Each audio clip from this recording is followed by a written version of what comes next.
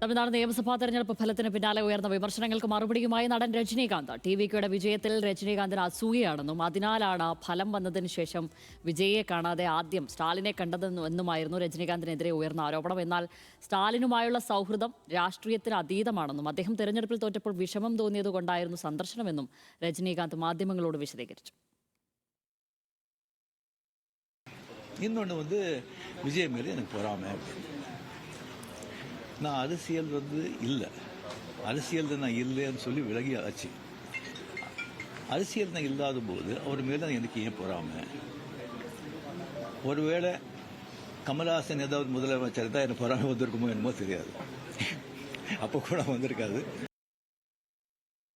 അഖില CP ആണ് വിവരങ്ങളുമായി ചേരുന്നത്.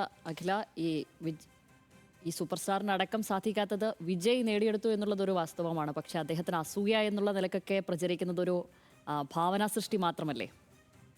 തീർച്ചയായും ശ്യാമിലി, കാരണം ഈ തെരഞ്ഞെടുപ്പ് ഫലം പുറത്തു വന്നതിന് പിന്നാലെ ആണ് രജനീകാന്തിനെതിരെ രൂക്ഷമായ വിമർശനങ്ങൾ ഉയർന്നത്. കാരണം ഈ ഫലം വന്നു, DMK ചരിത്രത്തിൽ തന്നെ ഏറ്റവും വലിയ പരാജയം ഏറ്റുവാങ്ങി. അങ്ങനെ ആദ്യം രജനീകാന്ത് ഓടിച്ചെന്നത് സ്റ്റാലിൻ്റെ വസതിയിലേക്കാണ്. അങ്ങനെ സ്റ്റാലിനുമായിട്ട് ചർച്ച നടത്തുന്നതിൻ്റെയും ഒരുമിച്ചുള്ള ഫോട്ടോകളൊക്കെ സമൂഹ മാധ്യമങ്ങളിൽ രജനീകാന്ത് പങ്കുവച്ചിരുന്നു.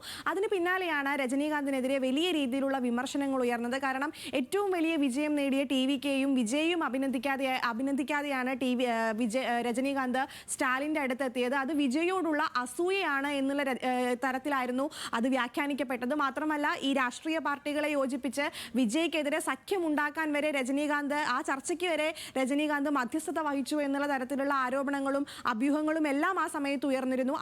അതിനുള്ളൊരു വിശദീകരണമായിട്ടാണ് ഇന്ന് രജനീകാന്ത് രംഗത്തെത്തിയത്. ചെന്നൈയിലെ വസതിയിലെ വാർത്താ സമ്മേളനത്തിലാണ് അദ്ദേഹം ഇക്കാര്യമെല്ലാം വ്യക്തമാക്കിയിരുന്നത്. കാരണം വിജയോട് തനിക്ക് അസൂയ തോന്നേണ്ട ഒരു കാര്യവുമില്ല. കാരണം തങ്ങൾ തമ്മിൽ വലിയൊരു ജനറേഷൻ ഗ്യാപ്പ് ഉണ്ട്. വിജയും താനും തമ്മിൽ ഏകദേശം 28 വയസ്സിന്റെ വ്യത്യാസമുണ്ട്.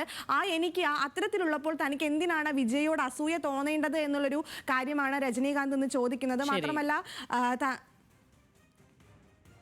അഖില CP വിവരങ്ങൾ നൽകിയത്.